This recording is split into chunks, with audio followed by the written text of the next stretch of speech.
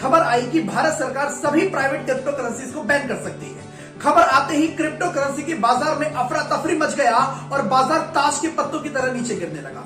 निवेशकों में अपने इन्वेस्टमेंट्स को बेचकर बाहर निकलने की होड़ मच गई और केवल कुछ ही घंटों के अंदर सुपर करेंसी, बिटकॉइन सहित तमाम करेंसीज के रेट 20 से 25% तक नीचे गिर गए। तो क्या थी ये खबर और क्या है इसके मायने? क्या भारत में हमेशा के लिए क्रिप्टो के बाजार पर ताला लग जाएगा?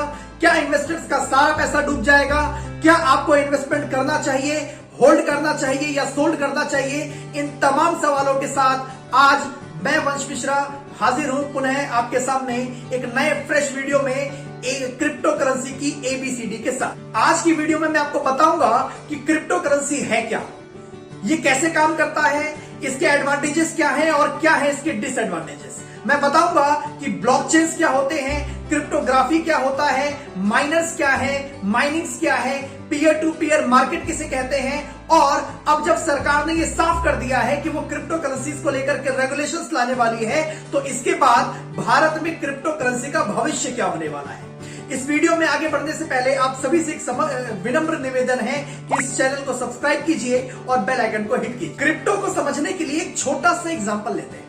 मान लीजिए दो फ्रेंड्स हैं, चुन्नीलाल और मुन्नीलाल। चुन्नीलाल ने मुन्नीलाल से 100 रुपए का सामान खरीदा और पेमेंट के टाइम पर चुन्नीलाल ने मुन्नीलाल से कहा कि मैं आपको 100 रुपए के बदले एक पेन दे देता हूं, और वो पेन कोई फिजिकल पेन ना होकर के एक डिजिटल पेन होगा। जी हां, डिजिटल पेन होगा।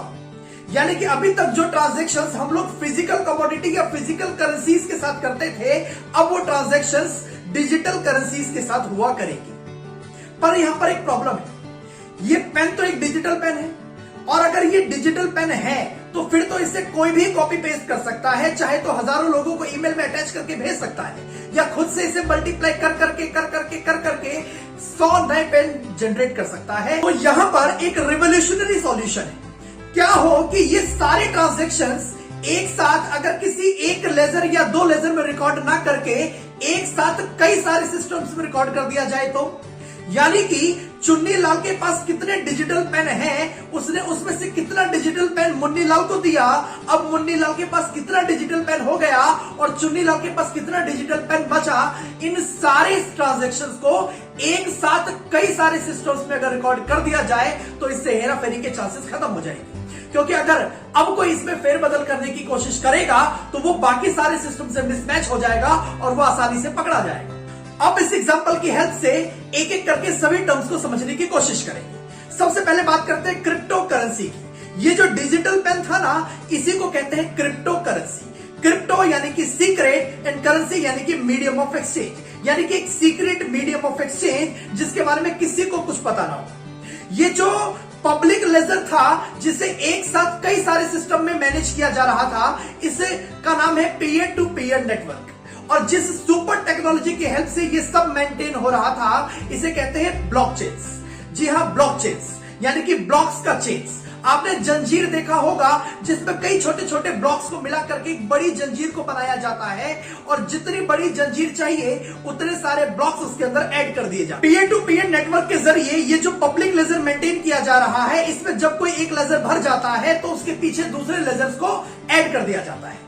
ब्लॉकचेन्स के जरिए ये सारे ट्रांजैक्शंस किसी एक सिस्टम में नहीं बल्कि एक साथ पूरी ट्रांसपेरेंसी के साथ कई सारे सिस्टम में मैनेज किया जाता है, जिससे फ्रॉड या कोई गड़बड़ी होने के चांसेस खत्म हो जाते हैं। अगर किसी ने ऐसे करने की कोशिश की तो वो आसानी से पकड़ा जाएगा। मान लेते हैं चुन्नीलाल ने मुन्नीलाल को क्रिप्टो करेंसी से पेमेंट किया, तो सारे ब्लॉकचेन सब काम पर लग जाएंगे और चुन्नीलाल के पिछले सारे ट्रांजैक्शंस को खंगालेंगे और ये पता करेंगे कि क्या सच में चुन्नीलाल के पास इतनी क्रिप्टो करेंसीज है भी या नहीं, और अगर हैं तो इस पेमेंट के बाद चुन्नीलाल के पास अब कितनी क्रिप्टो करेंसीज बची, और मुन्नीलाल जिसको ये पेमेंट मिला है, इस पेमेंट को लेने के बाद अब उसके पास कितनी क्रिप्टो करेंसीज हो गई। ये सारा transactions with in few seconds blockchain की हेल्प से पूरी ट्रांसपेरेंसी के साथ हो जाता है। जो भी लोग इस पब्लिक लेजर को मेंटेन करते हैं उन्हें माइनर्स कहा जाता है, और मेंटेनेंस की ये पूरी प्रक्रिया माइनिंग कहलाती है। अब आपके मन में सवाल आएगा कि मेरे पास कितनी क्रिप्टो करेंसी है, ये सारे सिस्टम में अगर रिकॉर्ड होने लगा, then what about my privacy? ये तो गलत बात है। तो तो यहां पर मैं आपको बता दूं कि आपके पास कितनी करेंसी है और आपने क्या ट्रांजैक्शंस किया, ये सारे सिस्टम में एक साथ कोडेड फॉर्म में रिकॉर्ड होता है। वहां ये रिकॉर्ड नहीं होता कि वंश मिश्रा के पास कितनी करेंसी है और उसने कितनी पेमेंट करी, बल्कि वहां ये सारे ट्रांजैक्शंस कोडेड फॉर्म में रिकॉर्ड होते हैं, just like A to B 09921C etcetera. और ये सब होता है क्रिप्टोग्राफी की टेक्नोलॉजी की वजह से। क्रिप्टोग्राफी की टेक्नोलॉजी की वजह से आपके और हमारे सारे ट्रांजैक्शन सभी सिस्टम में एक साथ कोडेड फॉर्म में रिकॉर्ड होता है, जिससे आपके और मेरे प्राइवेसी को कोई खतरा नहीं आता। तो अब आप समझ गए होंगे कि क्रिप्टो करेंसी क्या होता है, पीयर टू पीयर नेटवर्क क्या होता है, क्रिप्टोग्राफी क्या है, माइनर्स क्या है, माइनिंग्स क्या है, ब्लॉकचेन्स क्या है। तो अगला सवाल जो आपके मन में आएगा कि इसके प्राइस कैसे डिसाइड होते हैं। जब कोई गवर्नमेंट इसे कंट्रोल नहीं कर रही, जब कोई सेंट्रल अथॉरिटी इसे चला नहीं रही, तो ये न्यूज कैसे सुनने को मिलता है कि आज बिटकॉइन के प्राइस बढ़ गए या कल इथेरियम के प्राइस घट गए। तो यहां पर काम करता है इकोनॉमिक्स का सबसे बेसिक फंडा, स्कार्सिटी, यानी कि दुर्लभता, यानी कि लिमिटेड। जो भी चीज लिमिटेड होती है, फिक्स होती है, उसके प्राइस डिसाइड होते हैं उसकी डिमांड की वजह से।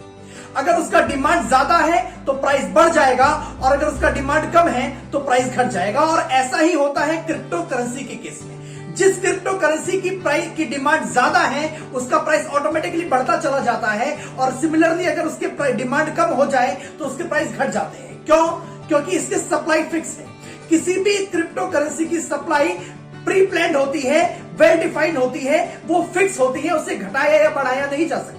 जैसे कि बिटकॉइन का प्रोडक्शन 21 मिलियन फिक्स है, इसे बढ़ाया नहीं जा सकता, और क्योंकि सप्लाई को बढ़ाया नहीं जा सकता, इसलिए अब सारा का सारा खेल डिमांड का होता है। डिमांड बढ़ेगा तो प्राइस बढ़ जाएंगे, डिमांड घटेगा तो प्राइस घट जाएंगे। बात करें क्रिप्टो करेंसी के एडवांटेजेस की, तो सबसे बड़ा एडवांटेज यहां ये है कि यहां पर किसी गवर्नमेंट या सेंट्रल अथॉरिटी का कंट्रोल नहीं है। ये डिसेंट्रलाइज्ड करेंसी है, ये सबका सबके साथ और सबके लिए के मूल मंत्र पर आधारित है।